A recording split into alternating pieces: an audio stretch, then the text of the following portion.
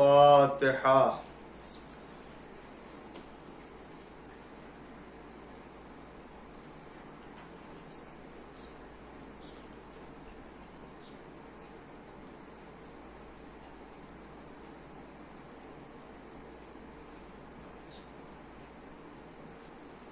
أعوذ بالله السميع العليم من الشيطان اللعين الرجيم. بسم الله الرحمن الرحيم.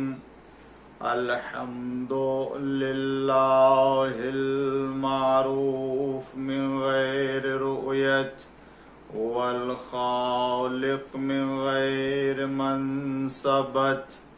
خلق الخلائق بقدرته، واستعبد الأرباب بعزته، وساد العظماء بجوده.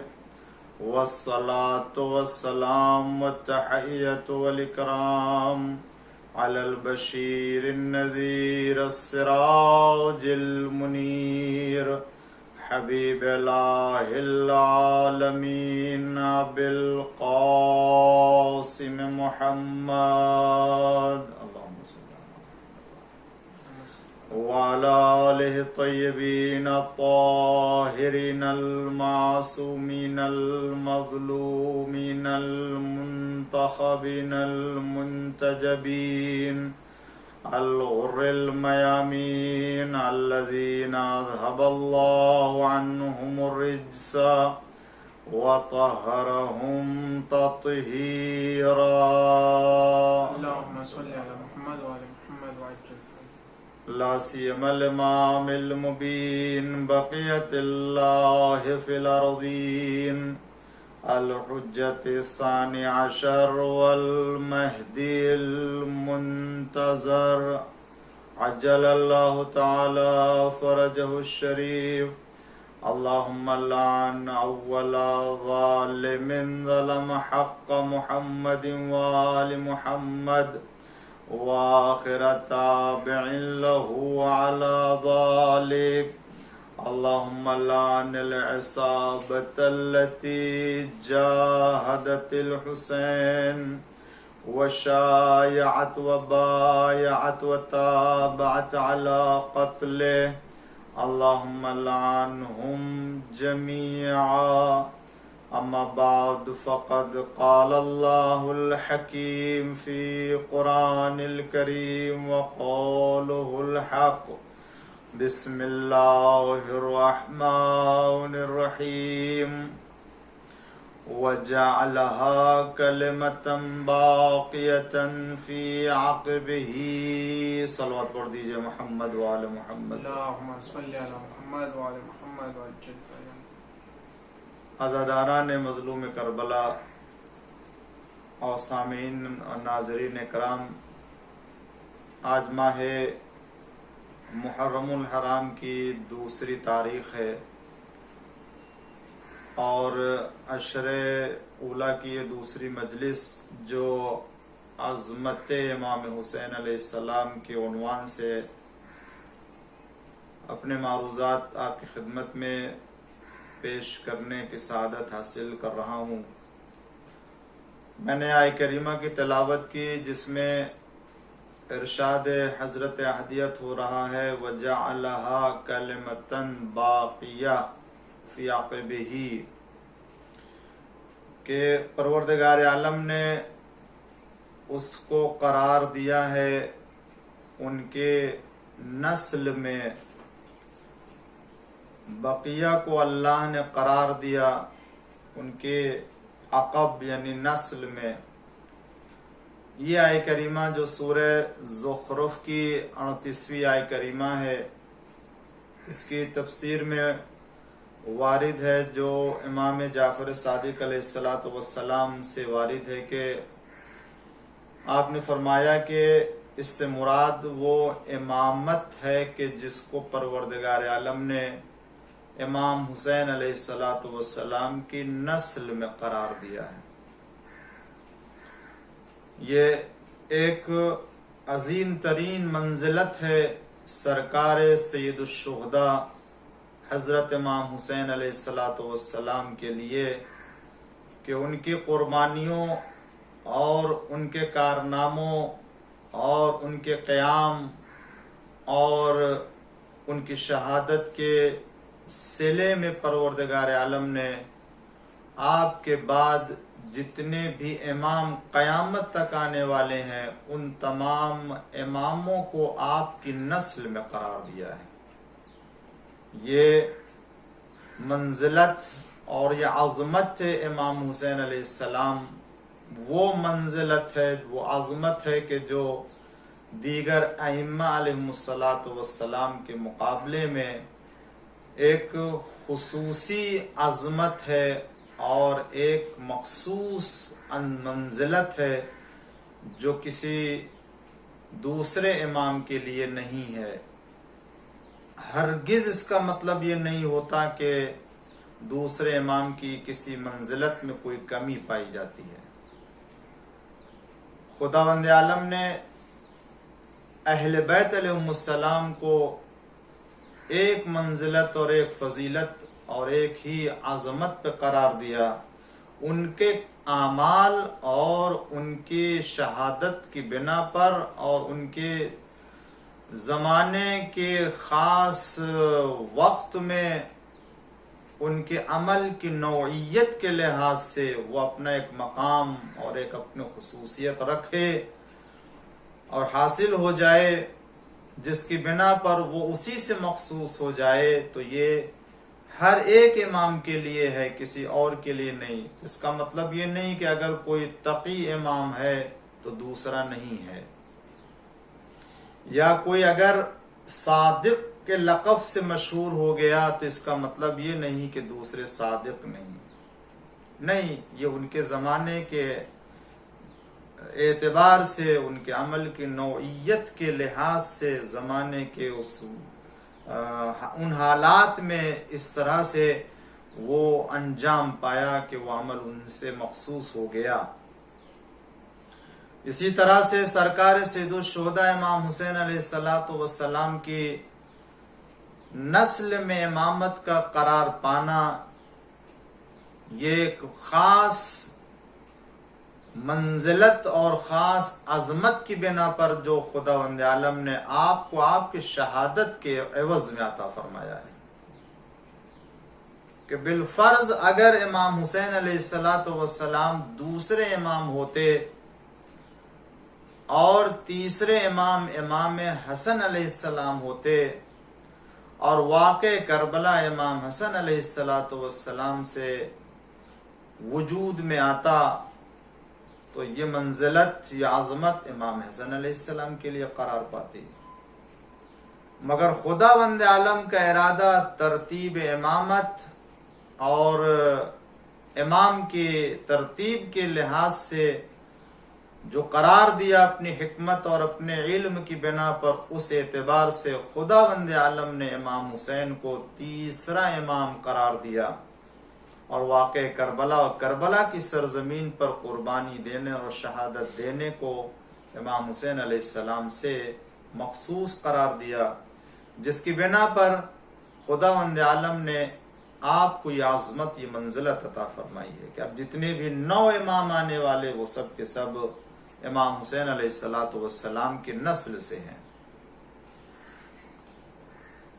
عزیزان گرامی، عظمت امام حسین علیہ السلام کے حوالے سے آج کی گفتگو میں جو میں آپ کی خدمت میں عرض کرنا چاہتا ہوں وہ یہ دیکھنا چاہتا ہوں کہ امام حسین علیہ الصلوۃ والسلام کی شخصیت کو اور ان کی عظمت کو یوں تو ہم کئی پہلوؤں سے پیش کر سکتے ہیں، دیکھا جا سکتا، مگر اس کے لیے نہ تو 1-2 گھنٹہ کافی ہوگا اور نہیں 2-4 دن کافی ہوں گے. مگر بہرحال جو ایک ترتیب سے میں نے آپ کے لیے کچھ باتیں چاہا کہ پہنچ جائیں، وہ یہ کہ سب سے پہلے ذہن میں انسان کی یہی سوال آتا ہے کہ آخر امام حسین علیہ الصلوۃ والسلام کو खुदावंद आलम ने इतनी मंजिलत और इतनी अजमत अता फरमाई, तो उसकी वजह क्या है? मैंने अर्ज किया ये तो कुदरत हिकमत परवरदिगार और इल्म परवरदिगार था कि खुदा ने चाहा कि इमाम हुसैन अलैहिस्सलाम करबला में शहीद हों और उसके एवज में उनको मकाम अता हो, ताकि दीन पाबरजा हो जाए, ताकि खुदा के दीन को कयामत तक के लिए हयात मिल जाए,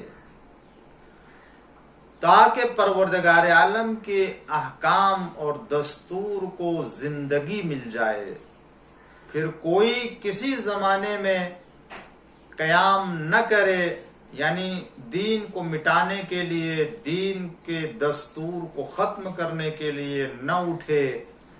इमाम हुसैन ने अपने 72 साथियों की कुर्बानी दे करके सन 61 हिजरी में अपने खून से दीन खुदा को वो हयात अता कर दी कि अब कयामत तक ये दीन बाकी रहेगा और अब कोई इस दीन को मिटा नहीं सकता और न दीन के लिए कोई खतरा लाहक है, क्योंकि आपकी नस्ल से अब उसी दीन की हिफाजत करने वाले कयामत तक आते रहेंगे। तो हमें सबसे पहले इमाम हुसैन की आजमत और उनकी शख्सियत को अगर देखना है तो खुद खुदा के नजदीक देखें, खुद हमको खुदा वंदे आलम के नजदीक देखना चाहिए कि इमाम हुसैन अलैहिस्सलातु वस्सलाम की मंजिलत और अजमत अल्लाह के नजदीक क्या है। अज़ीज़ान गिरामी, सबसे पहले हम कुरान की निगाह में आजमत इमाम हुसैन अलैहिस्सलाम पर एक निगाह करेंगे और फिर उसके बाद खुद हुजूर अकरम सल्लल्लाहु अलैहि वसल्लम के नजदीक इमाम हुसैन अलैहिस्सलाम का क्या मकाम और क्या मंजिलत। फिर उसके बाद खुद इमाम हुसैन के किरदार और इमाम हुसैन अलैहिस्सलाम की शख्सियत को उनकी जाती किरदार में देखेंगे, तब अंदाजा होगा कि इमाम हुसैन अलैहिस्सलाम ने करबला में के मैदान में जो कुर्बानी दी वो कितनी अजीम शख्सियत थी। अगर कुरान करीम की निगाह में देखें इमाम हुसैन अलैहिस्सलातु वस्सलाम की आजमत और मंजिलत को, तो यूं तो मैं अर्ज करता हूं कि कुरान करीम में तमाम आयतें, अक्सर आयतें यानी तमाम आयतें कह लीजिए कि अगर आप देखें तो अहले बैत अतहार अलैहिमुस्सलातु वस्सलाम से मखसूस हैं, चाहे वो बशारत की आयतें हों, चाहे वो इंजार और डराने की आयतें हों, अजाब की आयतें हों। अगर बशारत की आयतें, नेमतों की आयतें, अच्छे अफराद और नेक लोगों का तज़किरा है तो उसमें सर फेरिस्त अहले बैत अतहार अलैहिमुस्सलातु वस्सलाम है। इसलिए कि ज़ियारत जामिया में पढ़ते हैं क्या, खैर आप से है, खैर आपकी तरफ से है, खैर आप ही से है और आप ही खैर हैं। आपसे हट करके कहीं खैर न मिल सकता है और न कोई पा सकता है, न खैर को तलाश किया जा सकता है।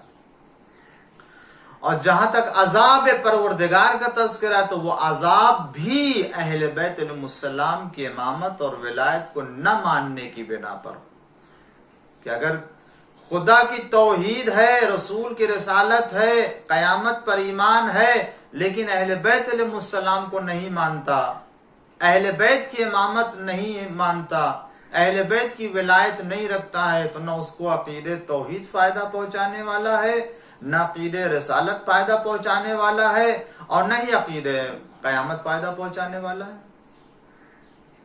तो इस एतबार से जिसके लिए भी अजाब, जहन्नम, सजा या दीगर तमाम इस तरह के अजाब का तज़किरा है, वो इस एतबार से कि अहले बैत को ना मानने के वजह से जो हो। तो यूं कुरान करीम की आयतें, ये तो कुरान करीम पूरा अहले बैत अलैहिमुस्सलाम, लेकिन उसमें चंद आयतें ऐसी हैं कि जो आप महसूस करेंगे कि अहले बैत अतहार अलैहिमुस्सलाम ही की ये शख्सियतें, यानी पंजतन पाक ही की शख्सियतें हैं कि जिसका सही और वाकई मिस्दाक करार पा सकते हैं।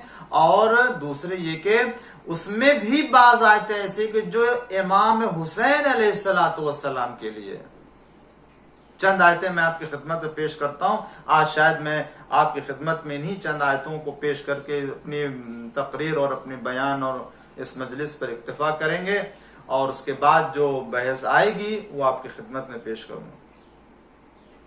سب سے پہلے آیت خود آپ دیکھیں کہ امام حسین علیہ السلام کی امامت کا ذکر بھی ہے، اہل بیت علیہ السلام کی امامت کا ذکر عام طور سے جن آیتوں میں ذکر ہے. جب جناب ابراہیم علیہ السلام کو خداوند عالم نے آزمایا اور جب وہ کامیاب ہو گئے تو خداوند عالم نے آواز وَإِذِ ابْتَلَىٰ إِبْرَاهِيمَ رَبُّهُ بِكَلِمَاتٍ فَأَتَمَّهُنَّ، جب خداوند عالم نے ابراہیم کو ان کے رب نے مبتلا کیا بکلمات، چند کلمات سے، تو راوی نے پوچھا کہ یہ سورہ بقرہ کی 124ویں آیت ہے کہ وہ کلمات کون سے ہیں؟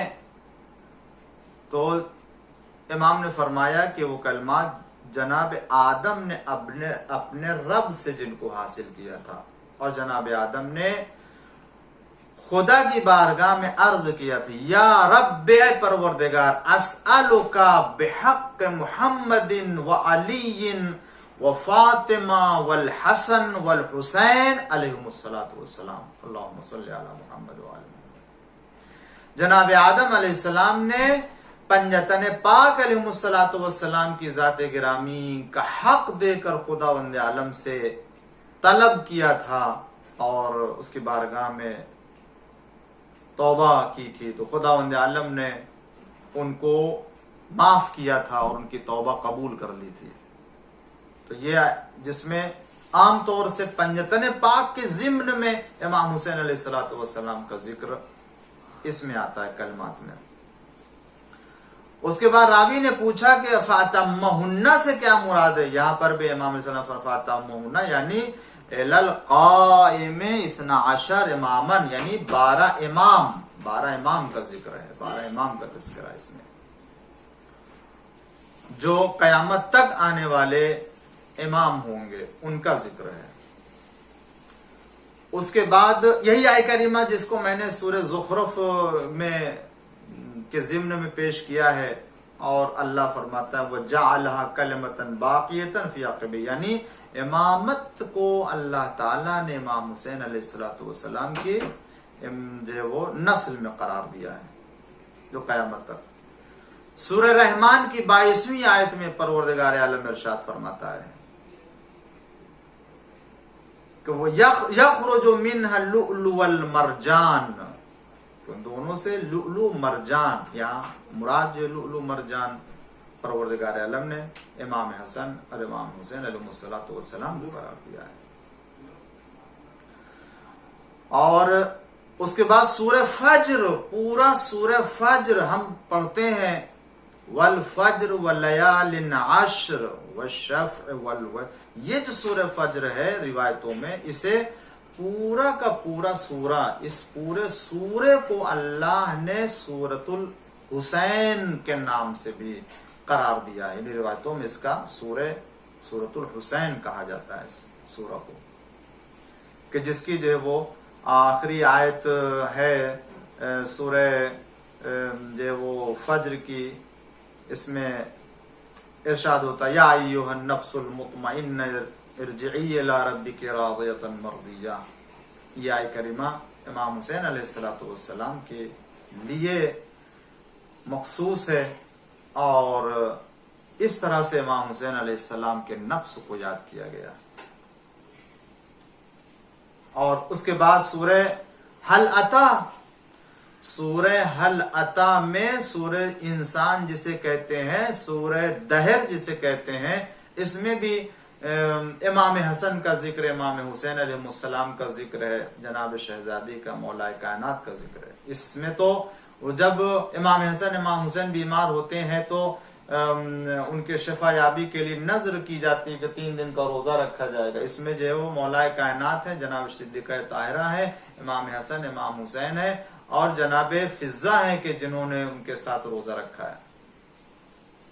اور یہ سورہ بھی جو ہے وہ نازل ہوا ہے امام حسن امام حسین جناب صدیقہ طاہرہ فاطمہ زہرا سلام علیہ مولا کائنات کے سلسلے میں، جس کی تفصیل مجھے نہیں جانا ہے کہ یہاں پر یہ عرض کیا جا سکتا ہے کہ یہاں تو رسول اللہ نے روزہ نہیں رکھا ہے. رسول اللہ اس میں جو ہے وہ اس آیت کے مصداق میں یوں تو حضور اکرم کے لیے اور آپ ہی کے اوپر پورا قرآن نازل ہوا ہے، مگر جن لوگوں نے روزہ رکھا، روزہ رکھ کے فقیر مسکین اسیر کو اپنی اپنی روٹیاں دے دی تینوں دن، ان میں یہ افراد ہیں.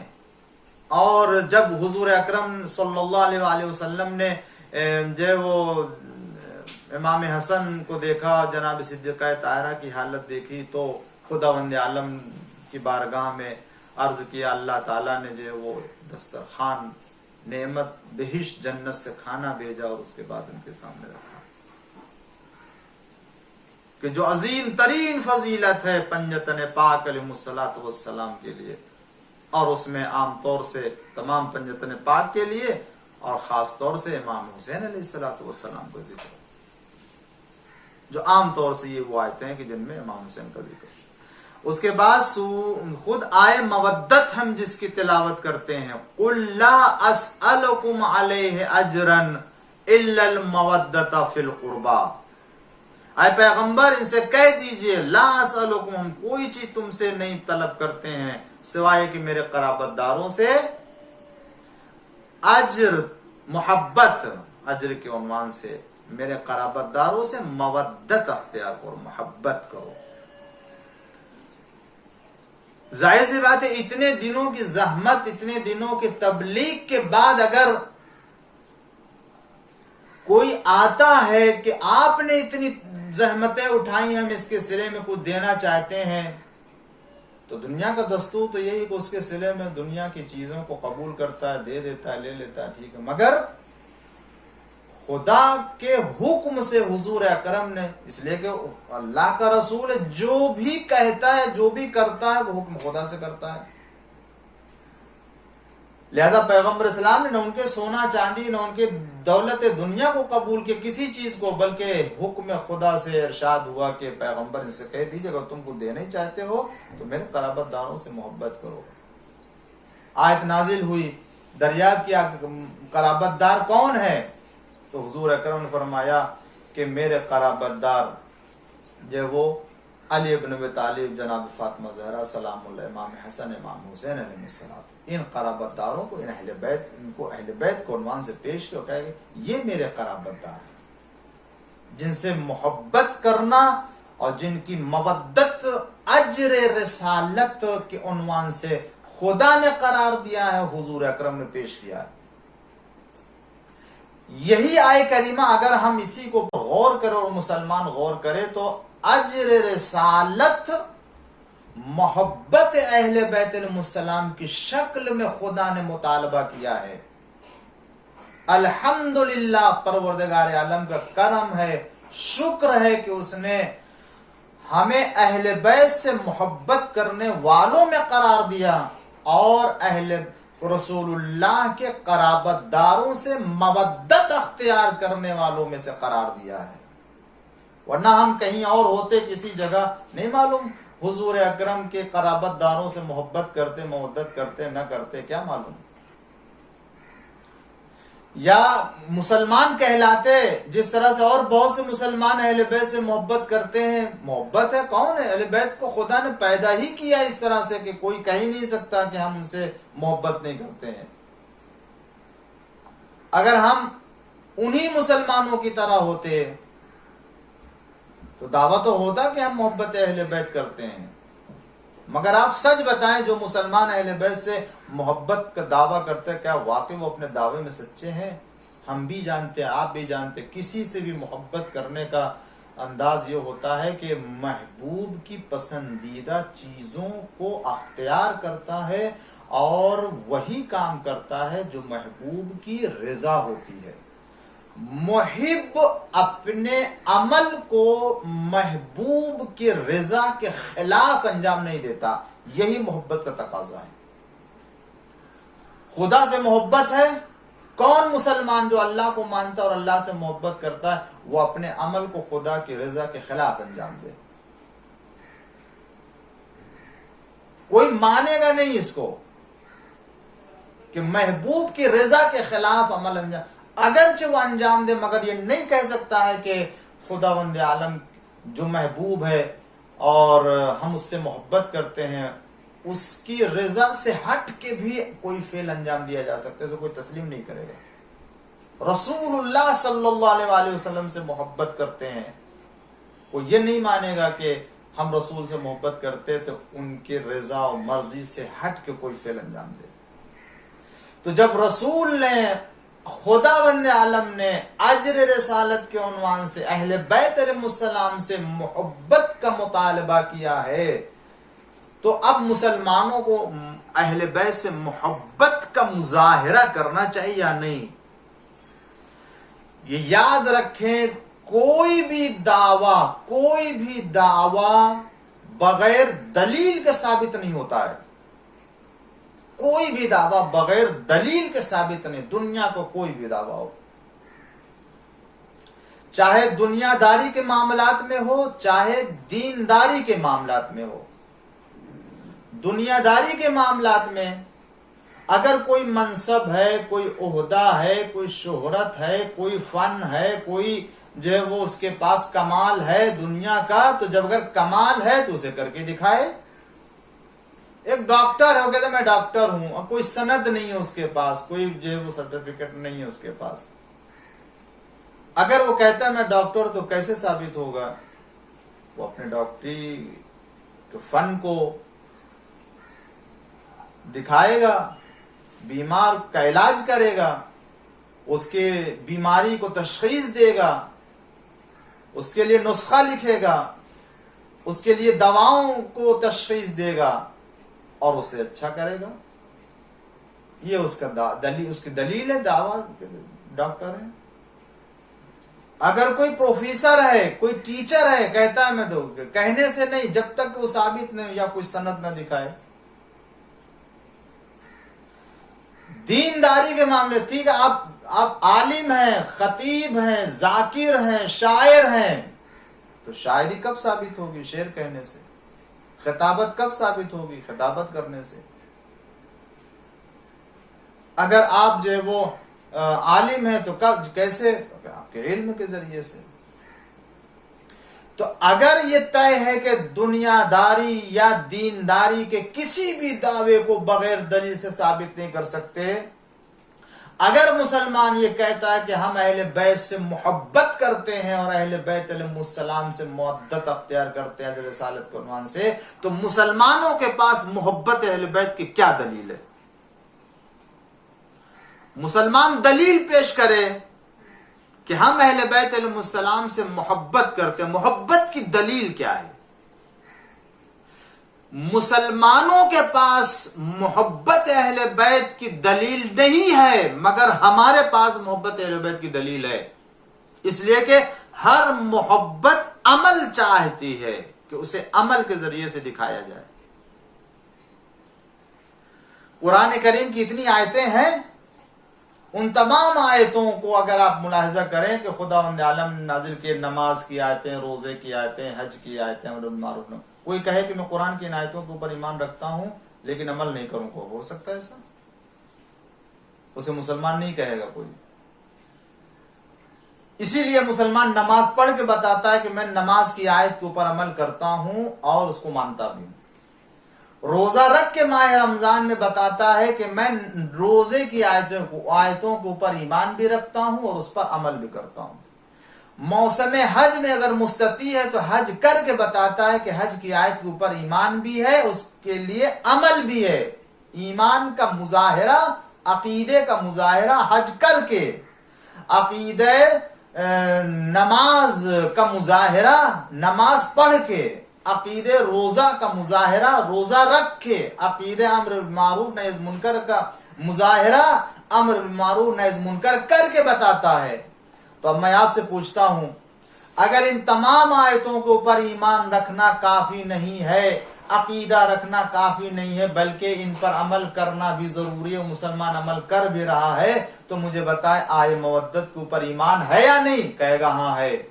تو جب آئے مودت کے اوپر ایمان ہے تو مجھے بتایا ہے مودت پر ایمان کے ساتھ عملی مظاہرہ کہاں ہے، عمل سے اس کو کیسے ثابت کیا گیا ہے کہ ہم اہل بیت سے محبت کرتے ہیں۔ عزیزوں اور دوستوں، یہ ماہ محرم کی عزاداری، ماہ محرم کی مجلسیں، اہل بیت علیہم السلام کی وفات اور ان کی ولادت سے متعلق جو ہمارے پروگرام ہوتے ہیں، جو ہمارے جشن ہوتے ہیں، یہ جو جلوس ہے، جو اہل بیت علیہم السلام کی خوشی میں خوش ہونا، اہل بیت کے غم میں غم زدہ ہونا، یہی دلیل ہے کہ ہم اہل بیت سے محبت کرتے ہیں، اور یہ ہماری مجلسیں محبت کی دلیل ہے۔ لہذا ہم قیامت کے دن اللہ سے کہہ سکتے ہیں کہ پروردگار، ہم نے نماز پڑھ کے نماز کے اوپر ایمان لانے کی دلیل دی ہے، روزہ رکھ کے روزے کے اوپر ایمان لانے کی دلیل دی ہے، حج کر کے حج کے اوپر ایمان رکھنے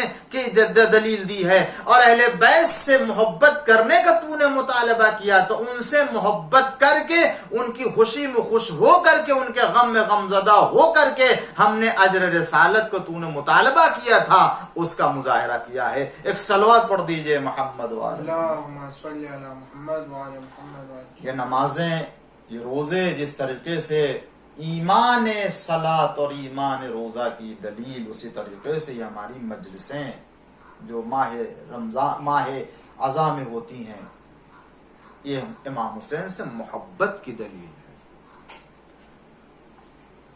اہل بیت علیہ السلام سے مودت کی دلیل ہے کہ ہم ان کی خوشی میں خوش ہوتے ہیں، ان کے غم میں غم زدہ ہوتے ہیں۔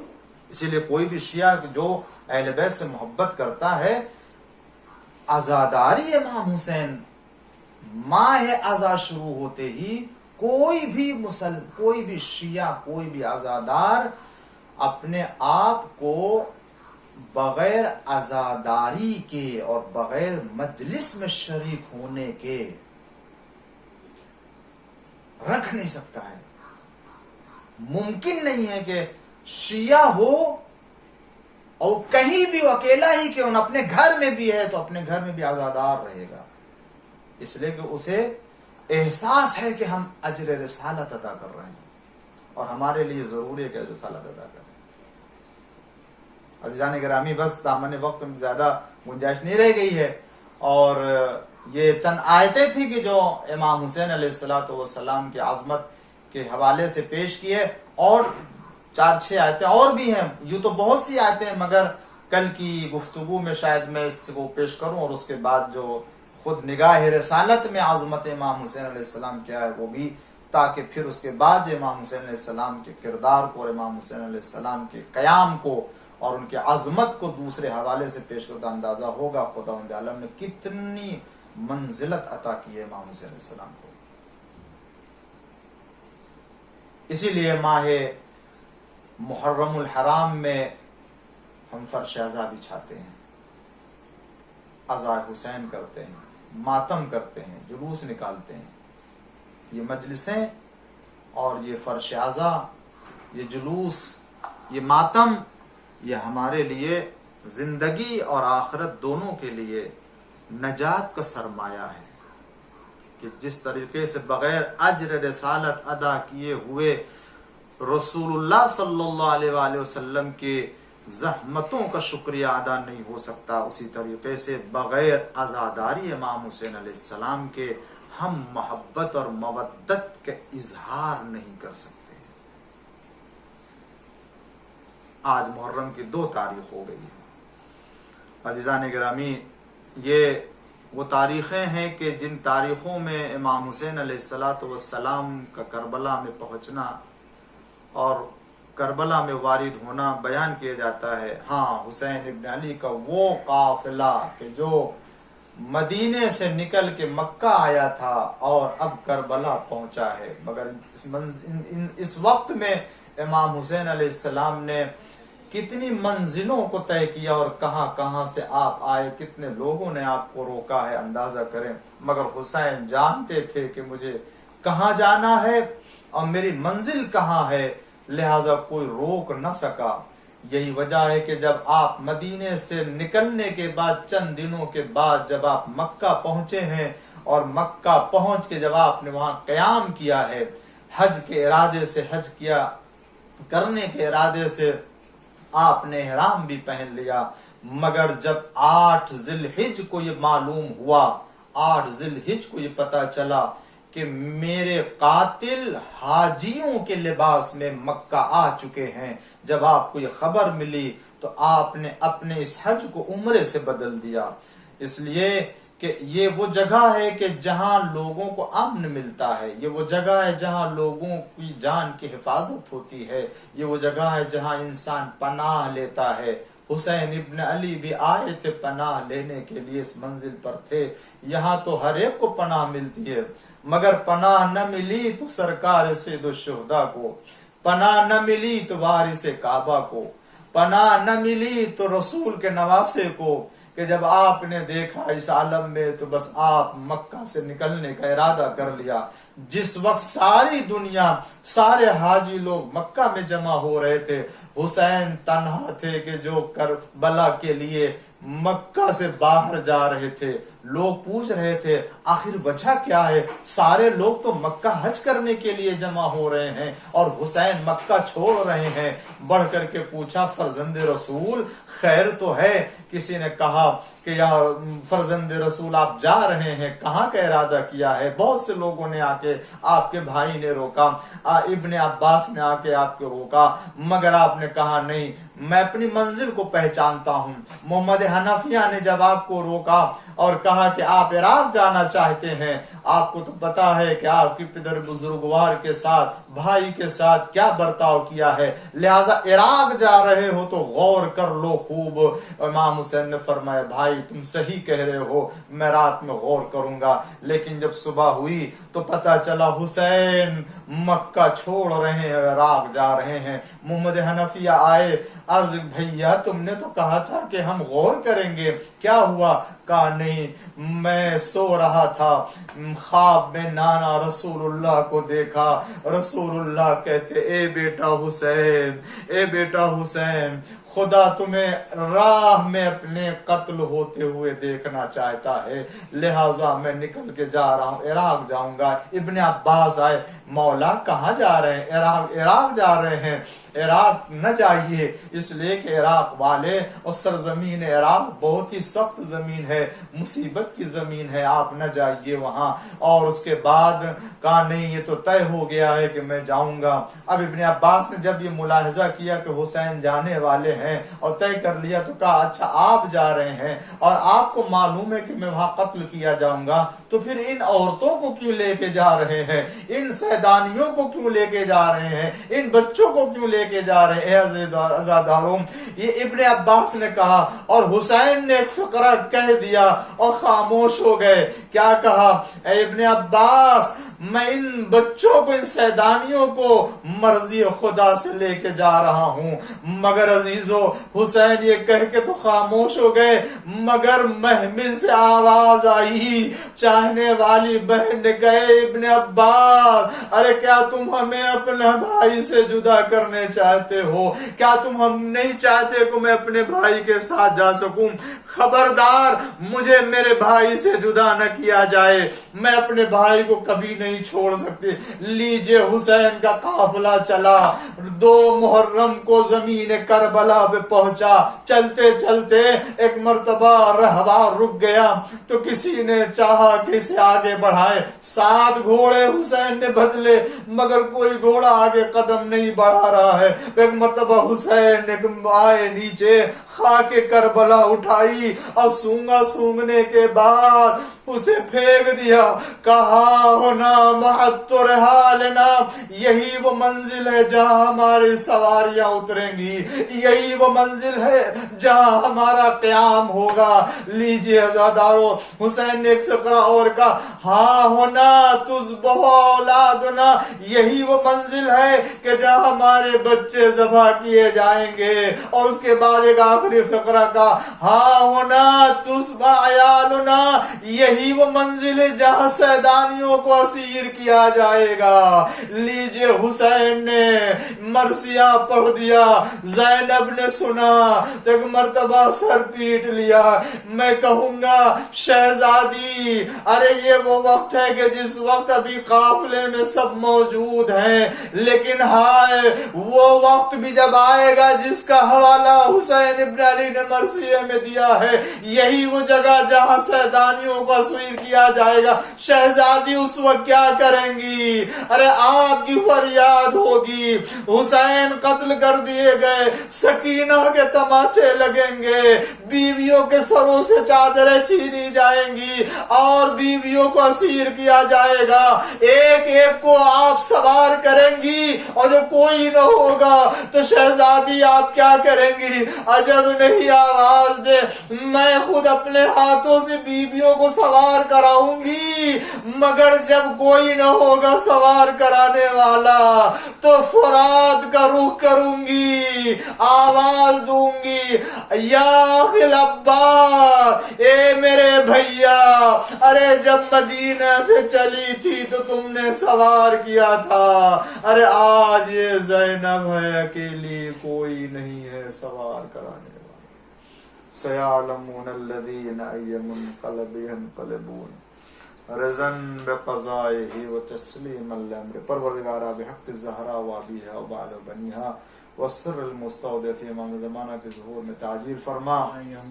پروردگار ان آنسوؤں کو ذخیر آخرت قرار فرما، پالنے والے ہمارے نام اعمال میں ان مجالس کو قرار فرما، پروردگار ہمارے نسلوں میں اعضاء حسین کو قرار فرما۔ اے اللہ ہم سب کو روز آخرت اہل بیت علیہ السلام سے محبت کرنے والوں اور ان کی ولایت رکھنے والوں میں قرار فرما، دنیا میں آزادار جہاں بھی ان کی حفاظت فرما، پالنے والے ہم سب کو امام زمانہ کی دعا میں شامل فرما، پالنے والے ہم سب کو بہترین اعضاء حسین منانے کی توفیق عنایت فرما، بحق محمد والہ الطاہرین۔